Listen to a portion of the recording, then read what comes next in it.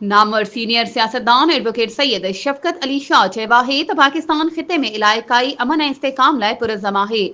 पाकिस्तान जा अमेरिका सां पुराणा ऐं तारीख़ी लाॻापा आहिनि। हुन चयो त इन्हनि लाॻापनि खे इक़्तिसादी, वापारी ऐं तालीम, म्यूनिसिपल सर्विसिस ऐं सिहत जे शोबनि में वधीक मज़बूत बणाए सघिजे थो। शफकत अली शाह इन अज़म जो इज़हार कयो त पाकिस्तान ऐं अमेरिका जे विच में इक़्तिसादी भाईवारी खे वधीक मज़बूत कयो वञे। उत्तर सिंध में डिजिटल वापार, माइनिंग, तवानाई, मौसमियात, ख़िदमतूं ऐं माहौल समेत मुख़्तलिफ़ शोबनि में कदमनि जो पैकेज बाबति सैयद शफकत अली वापारनि ऐं सीड़पकारनि में एतमाद पैदा करण जी ज़रूरत ते ज़ोर ॾिनो।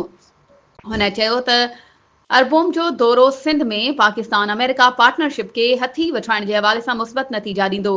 ख़ासि तौर ते गॾियल दिलचस्पी जे शोबनि ते ध्यानु ॾिनो वियो आहे जेके साराह जोॻियूं कोशिशूं आहिनि। हुन चयो त हू अमेरिकी इदारे ऐं इनफरादी सीड़पकारनि खां वधीक दिलचस्पी पैदा करण जा तरीक़ा ॻोल्हण लाइ सफ़ीर ऐं सदस्य टीम सां कारआमद ॻाल्हियुनि जा मुंतज़िर आहिनि। सैयद शफकत अली शाह अमेरिकी कौंसल जनरल जी खैरपुर सखर ऐं जैकमाबाद जे दौरे जी आजियां कई।